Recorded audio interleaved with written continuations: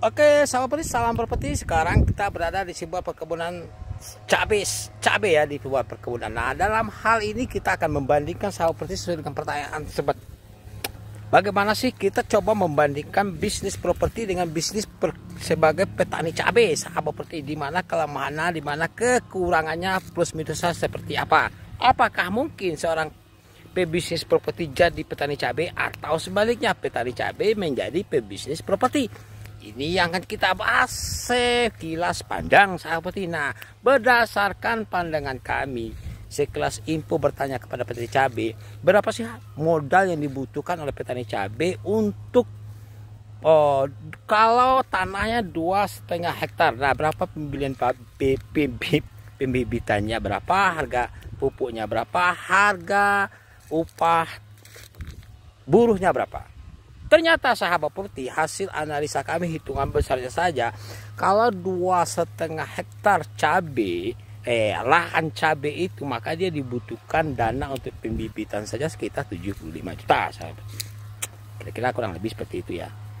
Nah, plus minusnya masuk pupuk, obat-obat segala macam, dan upah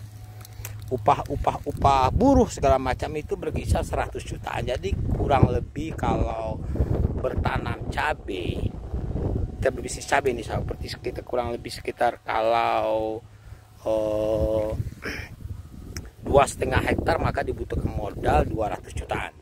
Sedangkan diasumsikan per 4 bulan itu sudah panen, sahabat properti. Nah, ini luar biasanya.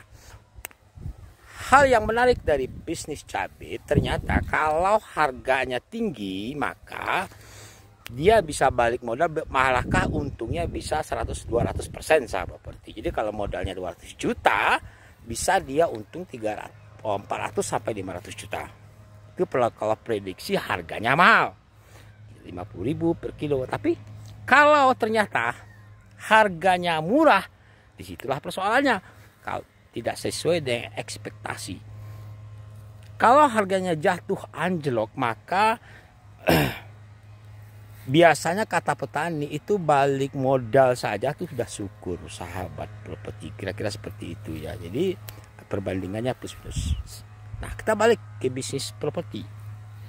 Kalau bisnis properti punya lahan 2,5 hektar, butuh modal. Kalau tanahnya kita kerjasamakan dengan orang lain, bukan kita yang punya, kita butuh modal awal 500 juta, sahabat properti.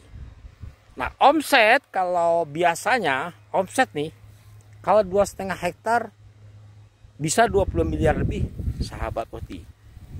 Nah, bisnis properti tidak bisa hitungan bulanan, dia hitungnya tahunan, tidak bisa sebentar, biasanya 2 tahun 3 tahun.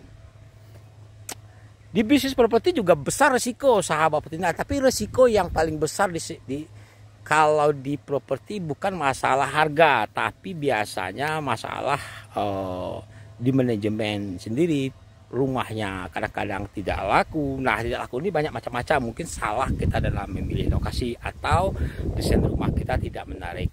Banyak faktor hal lain, nanti kita share di video kita lain. Selanjutnya, hal yang menarik lagi, sahabat properti, kalau di bisnis properti, kalau lambat dalam hal penjualan, semakin lama semakin bagus karena harga tanah semakin naik, sahabat properti. Jadi investasi di properti, tanahnya akan semakin naik. Jadi tidak ada istilah rugi sebenarnya, tapi lambat saja mendapatkan keuntungan. Itu selalu, sahabat properti. Beda dengan cabai tadi. Kalau cabai, dia kalau harga jatuh atau terjadi hama misalnya, maka cabai mungkin petani cabai tidak tumbuh seperti yang diharapkan. Bisa saja dia mati. Nah, kalau dia mati, tentu saja semuanya bablas. Bisa saja cabai-cabai seperti ini tidak tumbuh lagi, itu bisa saja, sahabat properti. Hasil tidak bagus, kebanyakan hama. Nah, itu salah satu faktor membuat kerugian ya.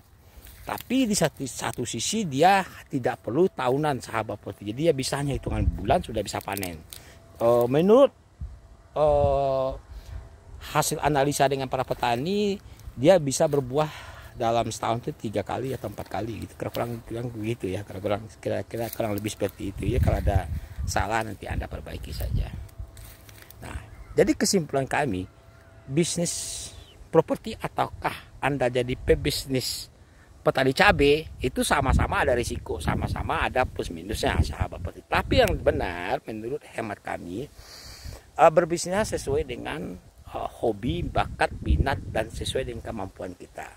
Jadi kalau kita skillnya, keahliannya di bidang properti, ya di bidang properti saja. Jangan coba-coba Anda sebagai pebisnis properti jadi petani cabai. Bisa juga, tapi Anda harus belajar lagi. Nah, ini yang repot sahabat properti.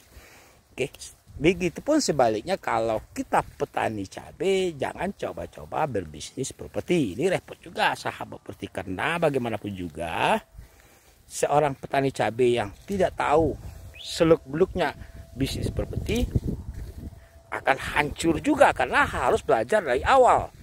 Nah, belajar dari awal ini kan repot sahabat properti, tidak semudah yang Anda bayangkan dan kita bayangkan, karena memang membutuhkan waktu, tenaga, dan pikiran. Jadi menurut hemat kami, kesimpulan cerita, berbisnislah. Kalau Anda pebisnis properti dan ingin investasi di petani cabai sebagai mitra Anda, itu bagus. Jadikan petani cabai sebagai mitra Anda untuk mengembangkan usaha Anda. Atau sebaliknya, Anda petani cabai yang telah sukses dan ingin investasi di properti, itu juga bagus. Jadi Anda tidak perlu mikirkan bisnis propertinya, manajemennya seperti apa, tapi Anda cukup investasi saja dan nanti akan mendapatkan dividen. Itu berjanji. Oke, sekian wejangan hari ini. Salam properti. Dan Anda yang belum bergabung, silakan bergabung. Sabar, nyawer supaya kami lebih semangat membuat video ini untuk Anda. Oke, salam properti, salam properti.